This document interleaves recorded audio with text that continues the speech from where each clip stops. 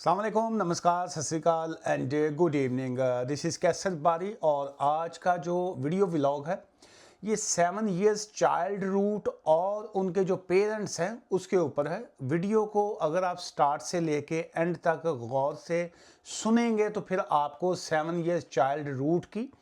और वो पेरेंट्स जो बच्चों की बेस के ऊपर अपनी एप्लीकेशन को फाइल करना चाह रहे होते हैं उनको समझ आएगी। मुकम्मल वीडियो देखने पर ही समझ आएगी। द रीज़न इज़ कि बहुत से लोग जो हैं वो 7 इयर्स चाइल्ड रूट को या जो पेरेंटल रूट है उसको बड़ा मिक्स सा कर जाते हैं, जिसकी वजह से अक्सर वो कन्फ्यूजन में भी रहते हैं। और बहुत से लोग जो हैं वो अपना 7 इयर्स चाइल्ड रूट की जब एप्लीकेशन करते हैं और वहाँ पे रिफ्यूज़ल भी ले लेते हैं और अक्सर लोग जो हैं उसको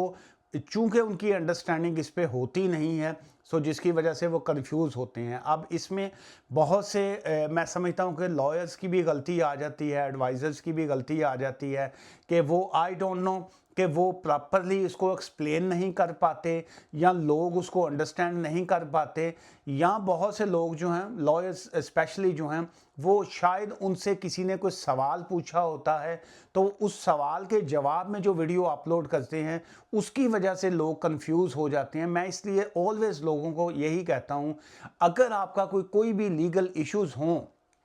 तो किसी वीडियो के ऊपर रिलाई ना किया करें, स्पेशली उस वीडियो के ऊपर जो क्वेश्चंस और आंसर की शक्ल में आती है। जैसे अब मेरी ये वाली जो वीडियो है ये किसी सवाल का जवाब नहीं है, ये एक कंप्लीट है गाइडेंस है on the basis of 7 year child route जो है। लेकिन बाकी ये जो हमारी शॉर्ट वीडियोस होती हैं, अक्सर लोग जो हैं जो टिकटॉक पे या बाकी तरफ अपलोड करते हैं वहाँ पे अक्सर लोगों ने सवाल पूछे होते हैं जिसकी वजह से शायद वो उसी सवाल का जवाब होता है। So come back to 7 year child root. नंबर एक तो ये है कि ये 7 ईयर चाइल्ड रूट जो है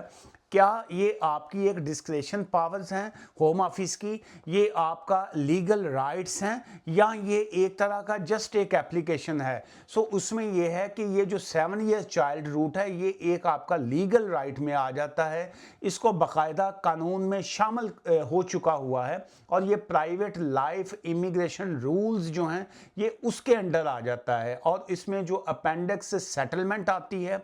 फैमिली लाइफ प्राइवेट लाइफ जो है उसके जो रूल्स आ जाते हैं ये उसमें 7 ईयर चाइल्ड रूट को ऐड कर लिया गया है। और ये बाकायदा जो है ये 7 ईयर चाइल्ड रूट जो है ये एक बाकायदा एक कानून है। अब इसमें दो चीज़ें जो हैं ये बड़ी अहम हैं जो देखनी पड़ती हैं। नंबर एक तो ये है कि जो बच्चे हैं वो उनकी एज जो है वो मस्ट बी अंडर 18 जो है होनी चाहिए जिस वक्त आप एप्लीकेशन को फाइल करते हैं on the basis of 7 year child route जो होता है। इसमें एक सेकंड जो है बड़ा एक अहम इसका एक पार्ट है, क्लॉज है, वो ये है कि जो लोगों के माइंड में है कि क्या ये जो कंटिन्यूस पीरियड है वो क्या है। अक्सर लोग जो हैं वो यूके में आते हैं, लेट्स से कोई स्टूडेंट वीज़ा पे आया, कोई स्किल्ड वर्कर वीज़ाज़ पे है, या जो लोग विजिटर वीज़ा पे आके यहाँ पे किसी वजह से स्टे कर जाते हैं, या बहुत से लोग जो हैं जो असाइलम किया होता है या उनका असाइलम केस पेंडिंग है या उनके असाइलम केस की रिफ्यूज़ल आ जाती है, या वो फेल्ड असाइलम सीकर्स हैं या उनकी कोई अपील पेंडिंग है, वट एवर जो भी किसी की कंडीशन हो, उसके बावजूद सिंपल थिंग ये है कि 7 ईयर्स का जो कानून है उसमें कंटिन्यूस पीरियड जो है ये बड़ा अहम है। इसमें कंटिन्यूस का वर्ड जो है ये होम ऑफिस ने अपनी जो ये जो रूल्स हैं उसमें इसको बाकायदा मेंशन किया हुआ है। ये नहीं है कि एक फैमिली जो है वो हर तीसरे माह जो है वो हॉलीडे के ऊपर आउटसाइड कंट्री जा रहे हैं, कभी आप रेगुलर बेसिस पे हॉलीडेज़ हैं, कभी तुसी तुर्की चले गए, टर्की जा रहे हैं, कभी आप यूरोप में घूम रहे हैं और उसके बाद जो है आप 7 ईयर्स की बेस के ऊपर कहें जी कि लियाओ हूँ साढ़े बच्चे ILR दे दो चूँकि यहाँ बॉर्न हुआ था, या आप उसको जो है वो मैं उस तरफ बाद में आता हूँ कि इसमें डिफरेंस क्या आ जाता है डायरेक्ट ILR में और ये जो बच्चों को 5 ईयर वीज़ा रूट पे लेके जाते हैं। लेकिन उससे पहले कंटिन्यूस वाले पीरियड को मैं आपको क्लियर करना चाहता हूं कि 7 ईयर चाइल्ड रूट में होम ऑफिस की बाकायदा इसमें यह है कि उसमें 7 ईयर्स के बाद जब आप एप्लीकेशन फाइल करेंगे तो मे बी का वर्ड उन्होंने यूज़ किया है कि शॉर्ट ब्रेक अब्रोड जो है मे बी एक्सेप्टेबल हो।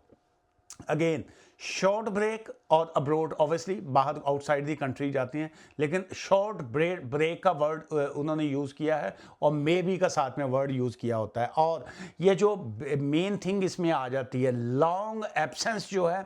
May be cause a issue जो है, ये भी एक होम ऑफिस की अपनी जो है ये लाइन उसमें आ जाती है कि अगर आपकी लॉन्ग एब्सेंस है, लॉन्ग एब्सेंस क्या है कि नानकिया ने पिंड चले गए, 3 महीने तक वहीं पे रहते रहे। वो जी कित्थे चले हैं जी, असी हुण चले हैं जलंधर जा रहे हैं, तो नानकिया नूं मिलन या दादकिया नूं, तो वहाँ पे बच्चा जो है वो 5 माह रह के तो वापस आ गया। अब ये लॉन्ग एब्सेंस में आ जाता है। वो जी बच्चे जी गर्मी बड़ी पड़ रही है, तो वो हम जो है किसी ठंडे मुल्क में जा रहे हैं, या जो है वो हॉलीडे करने जो है आप चले गए जी कि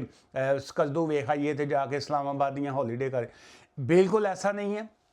लॉन्ग एब्सेंस जो होती है एक काज भी है सीरियस इश्यूज जो हैं। So long residency on the basis of ये जो 7 year child route that must be a continuous period, तब आपकी एप्लीकेशन जो होती है वो स्ट्रेट फॉरवर्ड रहती है। अदरवाइज जो है ऑब्वियसली इसमें इश्यूज जो हैं वो बनते हैं। अब इसमें सेकंड पार्ट की तरफ आ जाते हैं, जो पेरेंट्स की बेस पे आ जाता है कि जी के 7 ईयर चाइल्ड रूट जो है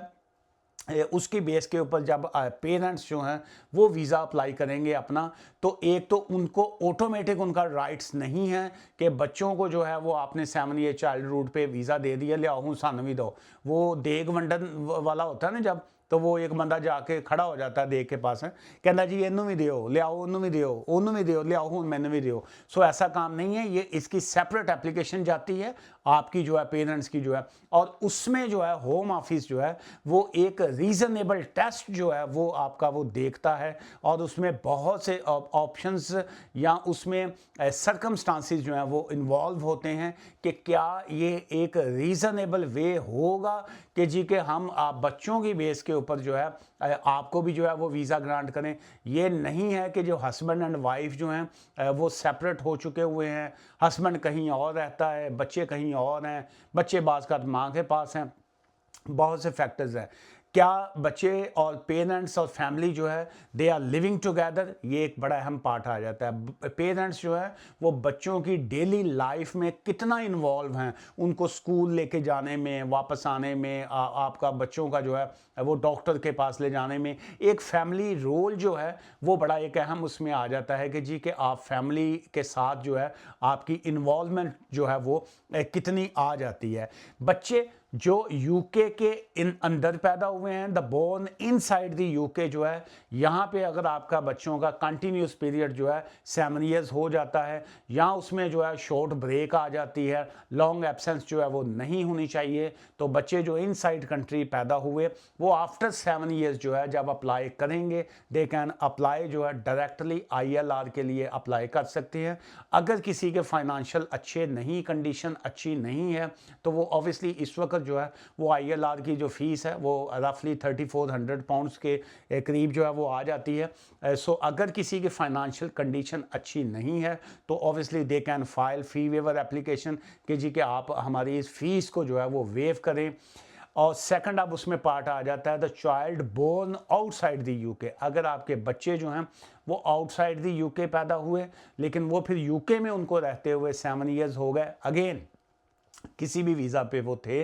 लेकिन उसमें शॉर्ट ब्रेक जो है एक्सेप्टेबल है, लॉन्ग एब्सेंस जो है काज भी है सीरियस कॉन्सिक्वेंसेस जो है। सो आउटसाइड दी बच्चे जब पैदा किसी और कंट्री में पैदा हुए हैं, जब वो एप्लीकेशन फाइल करेंगे, सो आफ्टर 7 ईयर्स पीरियड जो है वो होम ऑफिस जो है जब उनको वीज़ा ग्रांट करेगा, so initial visa will be for 30 months जो है वो 2.5 साल का जो है उनको वीज़ा ग्रांट किया जाएगा, एंड आफ्टर 30 मंथ्स जो है वो एक और अपनी लीव टू रिमेन जो है वो लेंगे। सो दैट्स मीन कि वो 5 ईयर्स वीज़ा रूट के ऊपर वो आते हैं। 7 साल उनके वो गुजर गए, उसके बाद जो उनका जो एप्लीकेशन जाती है 2.5 एंड 2.5, सो उसका मतलब है कि उनको 12 साल के बाद जो है वो उनको बच्चों को ILR मिलता है। जो बच्चे यहाँ पैदा हुए वो डायरेक्ट 7 ईयर्स के बाद ILR, जो आउटसाइड दी कंट्री पैदा होते हैं 7 ईयर्स गुजरने के बाद वो 5 साल वाला वीज़ा, 2.5 एंड 2.5 जो 2.5 साल के, फिर वो जो है वो 5 साल के रूट पे आते हैं। यहाँ पे पेरेंट्स के हवाले से ये है कि पेरेंट्स अपनी सेपरेट एप्लीकेशन जो है उसको फाइल करते हैं। और इसमें ऑब्वियसली ये अगर तो पेरेंट्स जो हैं बच्चों के साथ लीगल वीज़ा पे थे तो उनकी एप्लीकेशन जो है शायद इतनी कॉम्प्लेक्स ना हो, लेकिन अगर एक पेरेंट्स जो हैं वो ओवरस्टेयर हुए होते हैं, इलीगल उनका स्टेटस होता है या विदाउट स्टेटस जब वो अपनी एप्लीकेशन को फाइल करते हैं तो एप्लीकेशन जो है जो आजकल की सिचुएशन है, आजकल के हालात हैं, डेफिनेटली जो है वो उसमें कॉम्प्लेक्स सेक्शन में जाती है और वो उस पर आजकल एक तो टाइम एक्स्ट्रा लग रहा है, फिर वो आपके बहुत से इसमें पॉइंट्स जो हैं वो होम ऑफिस जो है वो कंसिडर करता है। और इसमें मैं आजकल देख रहा हूँ कि बहुत से लोगों की 7 ईयर्स चाइल्ड रूट वाली एप्लीकेशंस की भी रिफ्यूज़ल आ रही है, इवन के पेरेंट्स की भी रिफ्यूज़ल्स आ रही हैं। द रीज़न इज़ कि लोग इसको जो है बड़ा सिंपल सा समझते हैं कि जी 7 साल हो गए बच्चे नू, अब तो उसका लीगल राइट है, एप्लीकेशन एक्सेप्ट होगी। It's not like that. Same ऐसे ही वो कहते हैं जी हम तो पेरेंट्स हैं, असी तो इन्होंने जमे हैं तो सानू क्यों नहीं वीज़ा मिलना, उसके बावजूद उनकी वो जो है वो रिफ्यूज़ल्स आ रही हैं। So don't take it very easy कि जी का बड़ा सादा सा काम है, ये खासा टफ है। और एक और चीज़ यहाँ पे मैं आपको बताता जाऊँ, बल्कि आज भी मेरी किसी से बात हो रही थी भाई साहब से, तो उनके जहन में ये था कि जो उनका टाइम पिछला निकला होता है, जब 7 ईयर्स गुजर गए और उसके बाद जो है जब वो एप्लीकेशन फ़ाइल करेंगे और उनको जब पेरेंटल रूट के ऊपर वीज़ा मिलेगा तो उसके बाद जो है उनका पिछला टाइम जो है वो भी काउंट होगा। ऐसा बिल्कुल नहीं है। जिस दिन आप अपनी 7 ईयर्स चाइल्ड रूट की पेरेंट्स जब एप्लीकेशन डालते हैं तो पेरेंट्स को जो है उनका क्लॉक जो है वो 0 से स्टार्ट होता है। और जिस दिन उनको ये एप्लीकेशन उनकी एक्सेप्ट होती है, ये नहीं कि जिस दिन आपने एप्लीकेशन फाइल की, आप पिछले 5 साल से यहाँ पे थे, आप पिछले ज़ाहिर 7 ईयर्स से तो कम से कम होंगे ना, आप पिछले 7 साल से तो होंगे ही। इसी वजह से आप अपने बच्चों की बेस के ऊपर आपने एप्लीकेशन डाली। जब आपने 7 साल की बेस के ऊपर अपनी एप्लीकेशन डालनी है, वो आपकी एप्लीकेशन का फैसला जो है आउटकम 6 माह बाद आए, आपका साल बाद एप्लीकेशन का रिजल्ट आए, आपका 1.5 साल बाद एप्लीकेशन का रिजल्ट आए। जिस दिन आपका एप्लीकेशन का रिजल्ट आएगा, जिस दिन आपकी एप्लीकेशन की आउटकम आपके हाथ में आएगी, आपका क्लॉक जो है वो उस दिन से स्टार्ट होगा जिस दिन आपको फैसला मिला है। और वहाँ से जो है वो आपके 2.5 ईयर जो है वो स्टार्ट होंगे, 30 मंथ। और एवरी 30 मंथ्स के बाद जो है फिर आप अपनी एक्सटेंशन जो है वो करवाते हैं। और जिस दिन आपको वीज़ा ग्रांट होता है वहाँ के बाद आप 10 साल के बाद आपकी एलिजिबिलिटी बनती है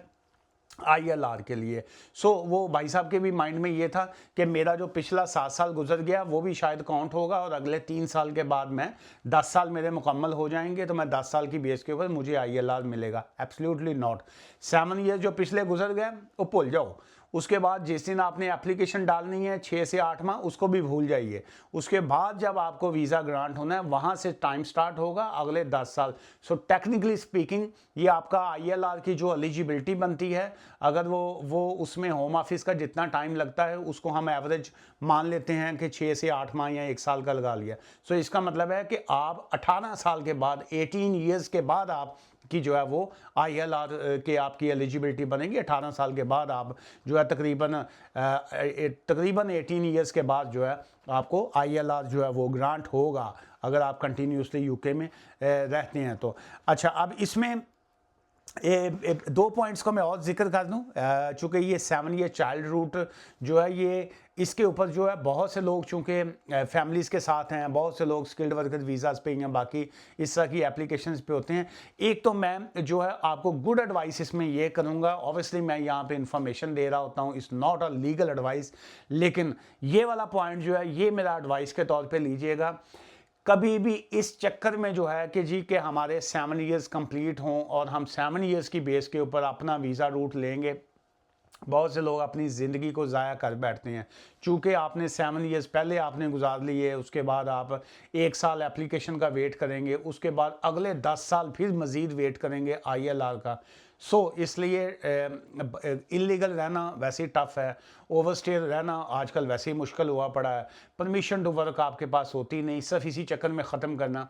द बेस्ट थिंग इज़ कि आप अपने वीज़ा पे रहिए। अगर आप स्किल्ड वर्कर वीज़ा पे हैं, ऑब्वियसली यू आर एलिजिबल कि आप 5 ईयर्स के बाद जो है अपना ILR आप ले सकते हैं। और अगर आप किसी स्टूडेंट वीज़ा पे थे, PSW वीज़ा पे थे, फिर उसके बाद आपके कोई और सर्कमस्टांसिस आपके बन रहे हैं, मे बी आप अगेन वापस स्टडी पे आ जाइए, PhD पे आ जाएं।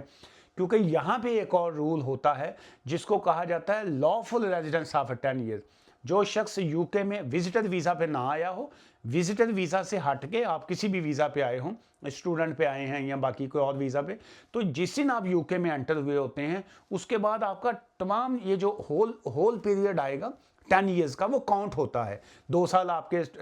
उसमें 3 साल स्टूडेंट के आपके काउंट हो गया, 2 साल 3 साल आपके PSW के काउंट हो गया, फिर आपने 2 साल 3 साल स्टडी कर ली। सो इस तरह ये एक सेपरेट रूट है जिसको लॉफुल रेजिडेंस ऑफ 10 ईयर्स कहा जाता है। यहाँ पे आप 10 ईयर्स की बेस के ऊपर डायरेक्ट आप ILR ले रहे होते हैं।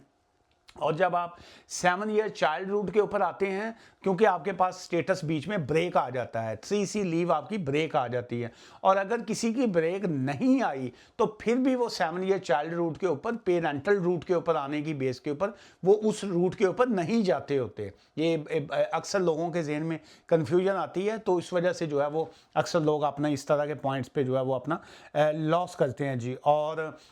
इसमें आखिरी पॉइंट जो है मैं और ऐड करता जाऊँ, और होम ऑफिस की जो कंसिडरेशन इसमें आती है, जो होम ऑफिस कंसिडर करता है, it's not a straight forward thing. वो बहुत सी इसमें डॉक्यूमेंट्स को आपका कंसिडर कर रहे होते हैं, बच्चों की स्कूलिंग जो है उसको देख रहे होते हैं, बच्चों का अगर कोई ट्रीटमेंट चल रहा है, कोई मेडिकल ट्रीटमेंट है, उसको वो देखते हैं। इसके अलावा जो बच्चों की फ्रेंडशिप है, उनका जो सोशल कनेक्शंस जो आ जाते हैं दोस्तों के साथ, बच्चों के साथ, फैमिलीज़ के साथ, फिर बच्चों की